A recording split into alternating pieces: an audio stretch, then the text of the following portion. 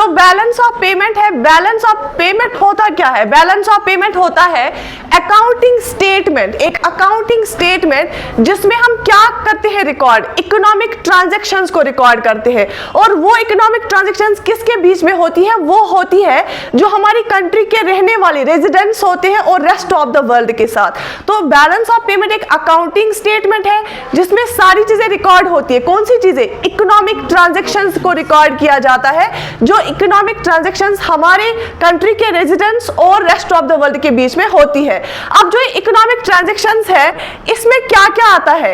इसमें आते हैं गुड्स, ट्रांजैक्शन ऑफ गुड्स जो हमारा एक्सपोर्ट इंपोर्ट होता है, ट्रांजैक्शन ऑफ सर्विसेज जिनको हम इनविजिबल्स भी बोलते हैं, जो हमारा एक्सपोर्ट ऑफ सर्विसेज होता है या इंपोर्ट ऑफ सर्विसेज होता है। अगर हम बाहर सर्विसेज दे रहे हैं तो हम सर्विसेज को एक्सपोर्ट कर रहे हैं। अगर हम सर्विसेज ले रहे हैं अब्रॉड से, so then we are importing services. और इसके साथ साथ यूनिलेटरल ट्रांसफर्स, जैसे हमारे कोई गिफ्ट्स मिलते हैं वो यूनिलेटरल ट्रांसफर होता है, या हम कुछ पे करते हैं, रेंटल्स या इंटरेस्ट आउटसाइड पे करते हैं। तो इन शॉर्ट आपको याद रखना है, बैलेंस ऑफ पेमेंट एक अकाउंटिंग स्टेटमेंट होता है जिसमें इकोनॉमिक ट्रांजैक्शंस रिकॉर्ड की गई होती है between the residents of the country and rest of the world, ठीक है।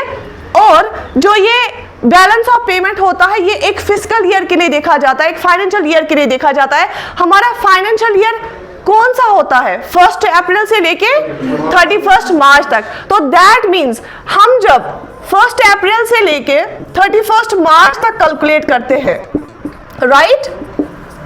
और इसका मतलब है एक पीरियड ऑफ टाइम के लिए इसको कैलकुलेट किया जाता है। It's a flow concept. दो तरह के कॉन्सेप्ट्स होते हैं, स्टॉक कॉन्सेप्ट और फ्लो कॉन्सेप्ट। अगर आप एक पॉइंट ऑफ टाइम के लिए इसको कैलकुलेट करते हो that it's a stock concept, but